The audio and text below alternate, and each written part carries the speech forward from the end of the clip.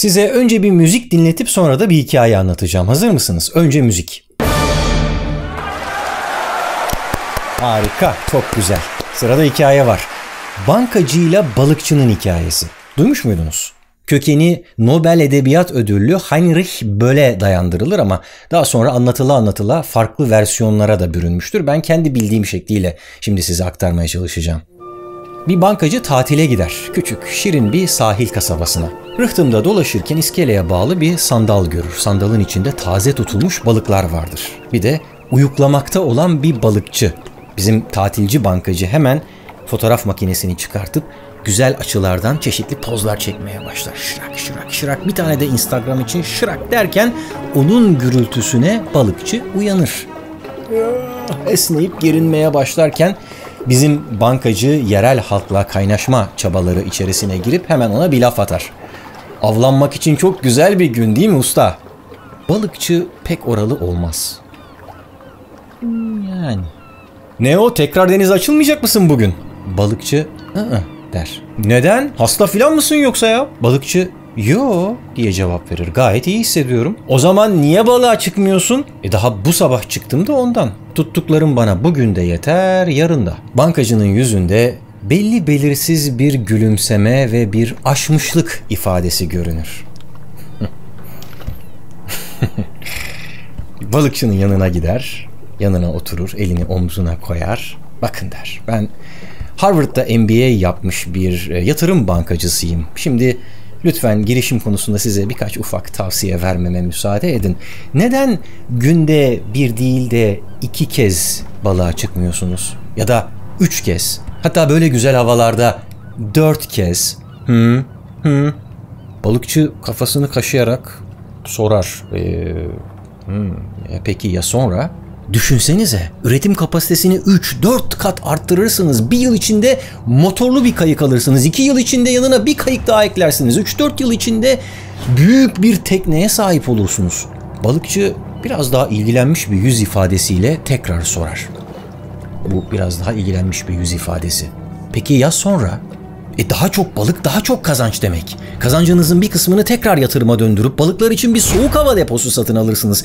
Depoyu ipotek gösterip bankadan kredi çekersiniz ve yeni insanları işe alıp filonuzu genişletirsiniz. Önce bir balık işleme tesisi, sonra da bir konserve fabrikası yaptırırsınız. Tabii işlerinizi buradan yönetmek zorlaşacağı için büyük kentlerden birine göç etmeniz gerekecek. Oradaki gökdelenlerden birine yönetim merkezinizi taşıdıktan sonra hemen altındaki AVM'de de bir balık restoranı açıp onu da franchise yaptım mı? Balıkçı böyle heyecanlı hararetli anlatan bankacının ağzından çıkan tükürükleri yüzünden sildikten sonra bir soru daha sorar. Tüm bunları yapmam yaklaşık ne kadar sürer? 20 bilemedin 25 yıl der bankacı. Balıkçı kafasını kaşıyarak bir kez daha aynı soruyu sorar. Peki ya sonra? Sonrası mı var canım? Sonra da emekliye ayrılıp küçük bir sahil kasabasına yerleşir. Denizin kıyısında, güneşin altında keyifle uyuklayabilirsiniz. Bu kez balıkçının yüzünde böyle belli belirsiz bir gülümseme, bir aşmışlık ifadesi görülür. Sen buraya gelene kadar ben zaten bunları yapıyordum. Denizin kıyısında, güneşin altında keyifle uyukluyordum der bankacıya. Nasıl? Bir tarafta açgözlü vahşi kapitalizmi temsil eden bankacıya karşı öbür tarafta o bilge, yaşlı denizci, balıkçı hikayesi. Harika bir hikaye. Çok güzel. En az size başta dinlettiğim müzik kadar güzel ve bir o kadar da eksik. Keşke hayat böyle siyah ya da beyaz kadar sade ve basit olabilseydi. Yanlış anlaşılmasın, hikayenin vermek istediği mesaj çok açık. Biz de bu mesajı tabii ki alıyoruz. Bunun da ötesinde bizi durdurup bazı soruları sormamıza yol açıyor ki bu da takdire şayan. Bir ömür boyu niye koşturup duruyoruz ki? Sadece iş dünyasında da değil bu koşuşturmaca. Daha 4-5 yaşındayken başlıyor. Anaokulundaki küçücük çocuklar benim oğlum büyüdü, benim kızım büyüdü, artık ilkokula başlayacak sözlerini duya duya anaokuluna gidiyor. İlkokula başlayıp sıraları doldurduğumuzda çoktan ortaokulun yollarını gözlemeye başlıyoruz. İyi bir okula girebilmek için sınavdan sınava hazırlanıyoruz. Lise yılları hangi üniversitenin hangi bölümüne gireceğini düşünmekle geçiyor. Daha üniversitedeyken staja başlıyoruz ki mezun olduktan sonra işsiz kalmayalım. Hepsini bitirip başarıyla iyi bir şirkete kapağı attık diyelim. Koşturmaca bitmiyor ki. Bu kez de kurumsal kariyer basamaklarını üçer beşer tırmanmaya başlıyoruz. Önce müdür, sonra genel müdür, en sonra da en genel müdür olmak istiyoruz. İnsanın o hikayedeki balıkçı gibi sorası geliyor. Peki ya sonra? Sonrası var mı canım? Emeklilik. Şirin bir sahil kasabasında, denizin kıyısında, güneşin altında keyifle uyuyabilmek. İşi gücü, okulu bırakıp hep beraber Bodrum'a mı taşınalım yani? Aradığımız mutluluğu ancak o zaman mı bulabileceğiz? Bu bir filmin başını, ortasını atlayıp da final sahnesini izlemek gibi olmaz mı? Ya da bir romanın son sayfasından okumaya başlamak gibi. Evet, hikayedeki balıkçının hayatı pek çoğumuzun ömrü boyunca ulaşmak istediği o son noktada. İyi de bu videonun başında dinlettiğim müzik de öyle. Son noktada, son notada. Peki o nota tek başına ne kadar güzel olursa olsun bir besteye dönüşebilir mi? Bakın arka arkaya çalınca dünyanın en güzel notası bile pek fazla bir anlam ifade etmiyor.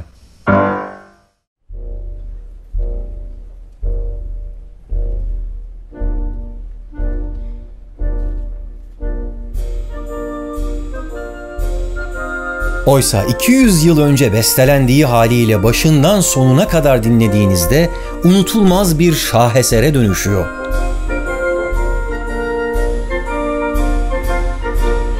Duymuşsunuzdur mutlaka Beethoven'ın bu 9. senfoniyi bestelerken artık duyamadığını. Sağır olmuş bir müzisyen niye beste yapmaya çalışır ki? Hayatı çok büyük zorluklarla geçmiş böyle bir müzisyen de bugüne kadar tuttuğum balık, yaptığım müzik bana yeter diyemez miydi? İşte o yüzden genellikle kişisel gelişim kitapları ve konferanslarında dinlediğim bu balıkçı ve bankacı hikayesini duyduğumda hep içimde bir şeyler eksik kalır. Balıkçı gibi sadece kişisel olarak gelişmek de yeterli değil, bankacının idealize ettiği gibi sadece büyümek de. İkisinin dışında bir üçüncü yol daha olmalı. Ya da dördüncü, beşinci, belki dokuzuncu.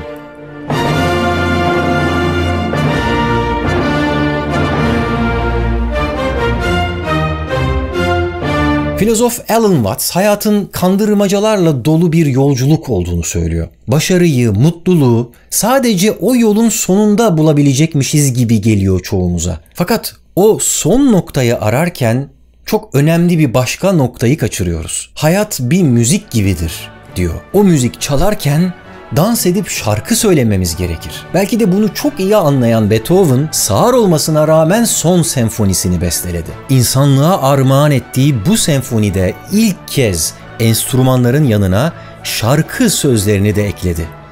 Böylece orkestra hayatın bestesini çalarken insanların da ona eşlik edebilmesini sağladı. Bugün bu videoda kurduğum analojiye özellikle bu müziği oturtmaya çalıştım. Bırakın şimdi o bankacıyı ve balıkçıyı bir kenara. 9. senfoninin kendisini bir insan gibi düşünün.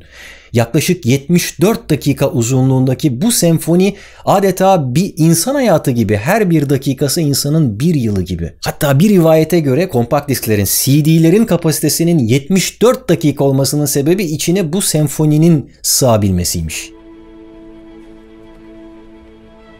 Senfoninin başlangıcı bir insanın, hatta kozmosun doğuşu gibi. I mean, the first thing is not a thing. It's a nothing.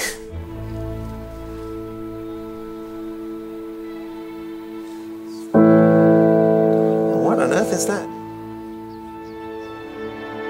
Ve sonra Big Bang, büyük patlama.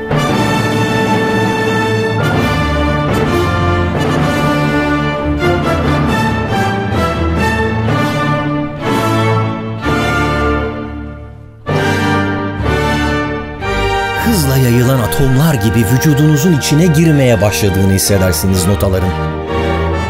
Yaşamak böyle bir şey olmalı. İster sakin bir sahil kasabasında balık tutan biri, isterseniz büyük bir kentte büyük bir balık işletmesinin başındaki kişi olun, hiç fark etmez. Yaptığınız işi, içinizdeki neşeyi, coşkuyu, müziği kaybetmeden yaparsanız yaşamış olursunuz. Martin Luther King'in dediği gibi, eğer sizden sokakları süpürmeniz istenirse Michelangelo'nun resim yaptığı, Shakespeare'in şiir yazdığı, Beethoven'ın beste yaptığı gibi süpürün o sokakları. O kadar güzel süpürün ki gökteki ve yerdeki herkes durup burada işini çok iyi yapan, dünyanın en iyi çöpçüsü yaşıyormuş desin. Hayatı müzik gibi yaşamak böyle bir şey olmalı. O notaların inip çıkması gibi siz de hayatın yollarında inip çıkacaksınız. Çünkü iyi bir beste için böyle bir dinamizme, esnekliğe, dönüşebilme gücüne sahip olmak gerekir.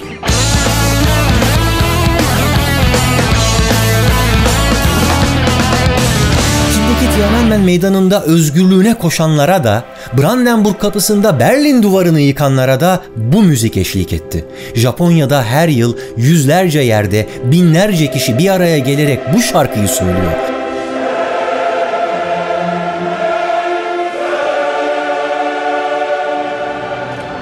Çünkü tek başına kişisel gelişimle büyük olunmaz. Yaşlısıyla genciyle hep beraber söylemek gerekir bu hayat şarkısını. Bir hayat ancak böyle yaşandığı zaman bir anlamı olabilir diye düşünmüş olmalı Beethoven'da. Ancak böyle bir motivasyonla hiç duymadığı halde bestelemiş olmalı o 9.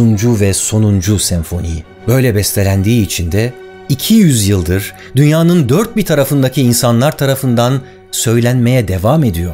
Karanlık zamanlardan çıkışın, kurtuluşun, özgürlüğün sembolü haline gelen bu şarkıyı söyleyenler de büyük bir koro halinde nasıl yaşamak gerektiğini haykırıyor. Gelin biz de katılalım bu koroya.